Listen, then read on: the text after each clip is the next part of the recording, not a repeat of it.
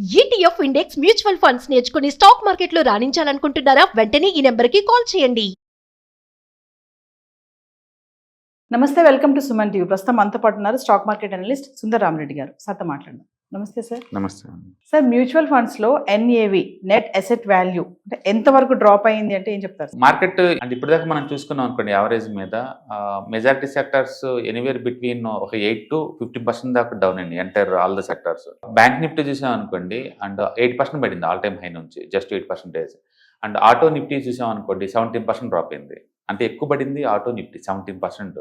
ఈ హుందాయ్ ఐపీఓ వచ్చిన దగ్గర నుంచి పడుతూనే ఉంది అదే పనిగా, అంత ముందు పడింది, అప్పటి నుంచి కూడా ఇంకా ఎక్కువ డ్రాప్ అయింది. అండ్ ఫైనాన్షియల్ నిఫ్టీ అయితే 8% డ్రాప్ అయింది. అండ్ నిఫ్టీ ఎఫ్ఎంజీసీ చాలా స్టేబుల్ లో బీటా అండి, అలాంటిది ఎఫ్ఎంజీసీ సెక్టర్స్ కూడా 15% డ్రాప్ అయింది. అన్నిటికంటే తక్కువ పడింది ఐటీ సెక్టర్ అండి, ఓన్లీ 3% పడింది ఆల్ టైమ్ హై నుంచి. అంటే ఈ ఎంటైర్ బ్లడ్ బాత్ తప్పించుకున్న ఒకే ఒక ఇండెక్స్ ఏదైనా ఉందంటే అది ఐటీ. ఇంకా చెప్పాలంటే అమెరికాలో ఐటీ సెక్టర్స్ ఇంకా పాజిటివ్ రిటర్న్స్ వచ్చినాయి అనమాట మనకి. అలాగే మీడియా వరస్ట్గా 23% డ్రాప్ అయిందండి అది. అలాగే మెటల్ ఇండెక్స్ 14% డ్రాప్ అయింది. ఫార్మా 14% డ్రాప్ అయింది, 8% రఫ్గా. అండ్ పిఎస్యూ బ్యాంక్స్ 18% డ్రాప్ అయింది. రియాలిటీ 18% డ్రాప్ అయింది. అండ్ ప్రైవేట్ బ్యాంక్స్ 10% డ్రాప్ అయింది. అండ్ హెల్త్ కేర్ 7.5%, కొంచెం తక్కువ అది. ఆయిల్ అండ్ గ్యాస్ 20% డ్రాప్ అయింది. అండ్ సిపిఎస్సి, ఎంఎన్సి ఇవన్నీ కూడా ఎనీవేర్ బిట్వీన్ 15 to 70% డ్రాప్ అయిందండి.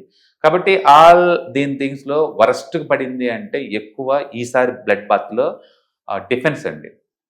డిఫెన్స్ ఇండెక్స్ 27% డ్రాప్ అయింది. తర్వాత ఆయిల్ అండ్ గ్యాస్ 20% డ్రాప్ అయింది. మీడియా 23% డ్రాప్ అయింది. సో వరస్ట్ అంటే ఈ ఎపిసోడ్లో ఎక్కువ లాస్ అయిన ఇండెక్స్లు అంటే ఈ మూడు అనమాట: defence, oil and gas and media. అన్నిటికంటే లీస్ట్ లాస్ అయింది ఐటీ నిఫ్టీ ఒకటి, రెండోది సర్వీస్ సెక్టార్ ఒకటి, మూడోది ఫార్మసీ ఒకటి, డిజిటల్ ఒకటి. ఈ 4 మాత్రం లీస్ట్ లాస్ అయిందనమాట. మిగతా మొత్తం ఎనీవేర్ బిట్వీన్ ఒక 5 to 10% మధ్య డ్రాప్ అయింది. అండ్ లక్కీగా మ్యూచువల్ ఫండ్స్ ఈసారి మార్కెట్ పడ్డట్టు పెద్దగా ఏం పడలేదండి. ఫర్ ఎగ్జాంపుల్ మనం నిఫ్టీ చూసాం అనుకోండి, యావరేజ్ నిఫ్టీ ఫాల్ 10% దాకా ఉంది. మనం నిఫ్టీ ఫాల్ చూసాం అనుకోండి ఇక్కడ. So mid cap Nifty 12% down అయింది. అండ్ స్మాల్ క్యాప్ నిఫ్టీ కూడా ఆల్మోస్ట్ 11% డౌన్ అయింది. అండ్ నిఫ్టీ కూడా అంతే పడింది, నిఫ్టీ కూడా అంతే డ్రాప్ అయింది. అంటే ఈసారి మార్కెట్లో నిఫ్టీ అని, మిడ్ క్యాప్ అని, స్మాల్ క్యాప్ అని సంబంధం లేదు. ఆల్మోస్ట్ అన్ని సెక్టర్స్ ఒకేలా డ్రాప్ అయింది.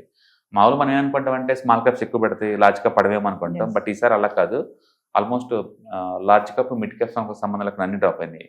అండ్ మ్యూచువల్ ఫండ్స్ యావరేజ్ మీద ఎక్కువ పడింది అంటే 14% డ్రాప్ అయినాయి అండి, తక్కువ అంటే 3 to 4% దాకా ఉన్నాయి. ఈసారి ఫ్లెక్సీ క్యాప్స్ అన్నిటికంటే ఎక్కువ పడినాయి ఇంకా చెప్పాలంటే. సో ఫ్లెక్సీ క్యాప్లు అంతే పడ్డాయి, లార్జ్ క్యాప్ అంతే పడ్డాయి, మిడ్ క్యాప్ అంతే పడ్డాయి, అంటే స్మాల్ క్యాప్ కూడా అంతే పడ్డాయి. కాబట్టి ఈసారి మ్యూచువల్ ఫండ్స్లో యావరేజ్ మీద మనం ఒక 10 to 12% డిస్కౌంట్ ఎక్స్పెక్ట్ చేయొచ్చు. కాబట్టి మీరు ఏదైనా ఎస్ఐపీలు చేసే వాళ్ళు ఏదైనా ఉంటే కొన్నింటిలో ఎక్కువ గ్యాదర్ చేసుకోవచ్చు అనమాట.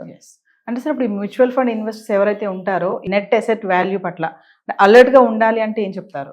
అలర్ట్గా ఉండాలి అంటే బేసికల్గా మీరు ఎస్ఐపీలు మీరు డేట్ వచ్చినప్పుడు ఈరోజు ఎంత వాల్యూ కొంటున్నారో క్లారిటీ ఉందనుకోండి, ఒక ఎక్సెల్ షీట్ లాంటివి మెయింటైన్ చేస్తాను అనుకోండి. ఎవ్రీ మంత్ కొన్నప్పుడల్లా, ఎప్పుడన్నా మీరు ఈసారి కొనేటప్పుడు కనుక పాత దాంతో పోల్చుకున్నప్పుడు ఎక్కువ డిస్కౌంట్ సేల్ నడుస్తుంది అనుకోండి, లెట్స్ సే 5%, 10% అట్లా.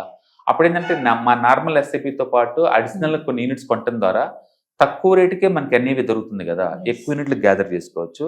అంటే ఫ్యూచర్లో మార్కెట్ పెరిగినప్పుడు 1 year, 1.5 year తర్వాత మంచి ఆల్ టైమ్ హైక్ వచ్చినప్పుడు నువ్వు కావాలంటే కొన్ని యూనిట్లు అమ్మేసుకోవచ్చు అనమాట. అందుకని వాలటిలిటీ అనేది లాంగ్ టర్మ్ ఇన్వెస్టర్స్కి అది బ్లెస్సింగ్సే.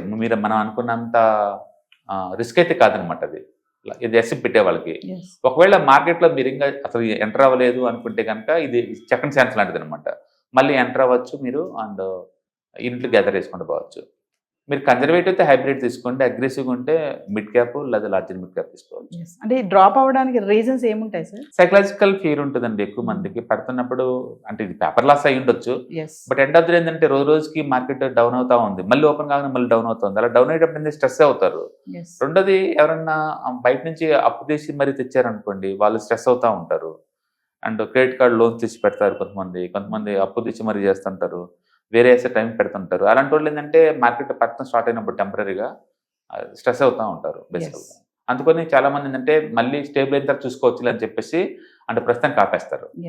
మార్కెట్లో ఎప్పుడైనా వాలటిలిటీ ఉన్నప్పుడు ఆపకూడదండి ఎస్ఐపి వాళ్ళు. కంటిన్యూ చేసుకుంటూ ఉంది ఏంటంటే లాంగ్ టర్మ్కి నీకు మంచి బెనిఫిట్ వస్తుంది. ఫర్ ఎగ్జాంపుల్ కోవిడ్ అప్పుడు కూడా టెంపరీగా అది 38% పడ్డప్పుడు అందరూ చాలా స్ట్రెస్గా ఫీల్ అయ్యారు. కానీ ఎవరైతే ఆ టైంలో కొన్నారో దే మేడ్ 5x ఆల్మోస్ట్. ఆ టైంలో ఎస్ఐపి కంటిన్యూ చేసినా కూడా బాగా రికవర్ వచ్చేసింది.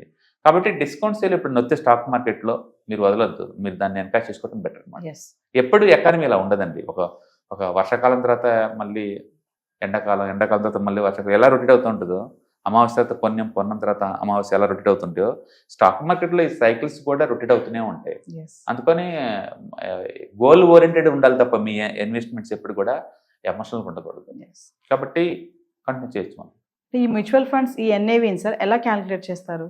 బేసికల్గా ఎవ్రీడే వాళ్ళు ఇన్వెస్ట్ చేసిన అసెట్స్ ఎలా మూవ్ అవుతున్నాయో దాన్ని డివైడెడ్ బై టోటల్ యూనిట్స్కి సపరేట్ చేస్తారండి. చేసినప్పుడు ఈచ్ యూనిట్ వాల్యూ ఎంత ఉందో మనకు అర్థం అవుద్ది. ఆ పని వాళ్ళు లైవ్లో చేయలేరు, మార్కెట్ క్లోజ్ అయిన తర్వాత చేస్తారు. మనకి నైట్ పూట దాన్ని అనౌన్స్మెంట్ చేస్తారు. అందుకని మ్యూచువల్ ఫండ్స్ లైవ్లో అప్డేట్ అవ్వవు. మనకు కనపడే ఎన్ఏవి ఉందనుకోండి, అది నిన్నటిదనమాట. అది సో నైట్ 10 o'clock తర్వాతనే అనౌన్స్మెంట్ చేస్తారు మ్యూచువల్ ఫండ్స్ అన్నిటి కూడా. ఇండెక్స్ ఫండ్స్ అయినా ఇదేనా అంతే, రెండు అంతే. ఒక ఈటీఎఫ్స్ ఒకటైతేనే లైవ్ ట్రాకింగ్ మనకు అర్థమైంది కాబట్టి ఏ ప్రైస్కి బై బటన్ నొక్కుతున్నావో ఏ ప్రైస్కి సెల్ బటన్ నొక్కుతున్నావు మీకు క్లారిటీ ఉంటుంది. బట్ మ్యూచువల్ ఫండ్స్ అట్లా కాదనమాట. అందుకని ఏదైనా మ్యూచువల్ ఫండ్స్ మీరు కొనాలనుకున్నప్పుడు బిఫోర్ 2 o'clock లోపే మీరు బై బటన్ నొక్కారనుకోండి, అది ఆల్రెడీ మార్కెట్ డ్రాప్ అవుతుంది కాబట్టి నీకు ఒక 1 or 2% డిస్కౌంట్లో దొరుకుతాయి మ్యూచువల్ ఫండ్స్. అలాగే మ్యూచువల్ ఫండ్స్ మీరు అమ్మాలి అనుకున్నారనుకోండి, 2 o'clock లోపే సెల్లర్ ఇవ్వాలి గ్రీన్లో ఉన్న రోజు. అప్పుడు ఏంటంటే ఎంతకంత 1% ప్లస్లో అమ్ముకోవచ్చు అనమాట. అలా చేయడం వల్ల మనకి ఎక్స్ట్రా ఎంతకంత వచ్చే ఛాన్స్ ఎక్కువ ఉంది. హాయ్, మీరు స్టాక్ మార్కెట్కి కొత్త లేదా మీరు మార్కెట్లో ఉన్నా సరే మనీ మేక్ చేయడం టఫ్గా ఉందా? అంటే స్టాక్ మార్కెట్లో ఎన్ని సంవత్సరాలు ఉన్నా సరే ఇంకా బ్రేకింగ్ ఏం రావట్లేదా? లేదా మీరు పెద్ద మొత్తంలో స్టాక్ మార్కెట్లో మెయింటైన్ చేయాలనుకున్నారా? మీ పొజిషన్ ఏదైనా అయి ఉండొచ్చు. స్టాక్ మార్కెట్లో కనుక లాంగ్ టర్మ్లో మనీ మేక్ చేసుకోవాలనుకుంటే షార్టెస్ట్ పాసిబుల్ వే అంటే ETFs, index funds, mutual funds ద్వారా లిటిల్ బిట్ ఈజీగా ఉంటుందన్నమాట. కాబట్టి మీకు ఎవరికైనా ఇంట్రెస్ట్ ఉందంటే ETFs, index funds and mutual funds నేర్చుకోవడానికి ఇది బెస్ట్ పాసిబుల్ వే ఏంటంటే ETFs, index funds and mutual fund course. ఇది ఎవ్రీ మంత్ వీకెండ్స్లో సాటర్డే, సండే, మండే ఇలా 3 రోజుల్లో daily 2 hours totally 6 hours programme ద్వారా నేర్పడుతుంది. ఇంట్రెస్ట్ ఉన్న పార్టిసిపెంట్స్ కింద స్క్రోల్ అవుతున్న నెంబర్స్ని కాల్ చేయడం ద్వారా లేదా రిజిస్టర్ చేసుకోవడం ద్వారా మీ సీట్ని బుక్ చేసుకోవచ్చు. Thank you.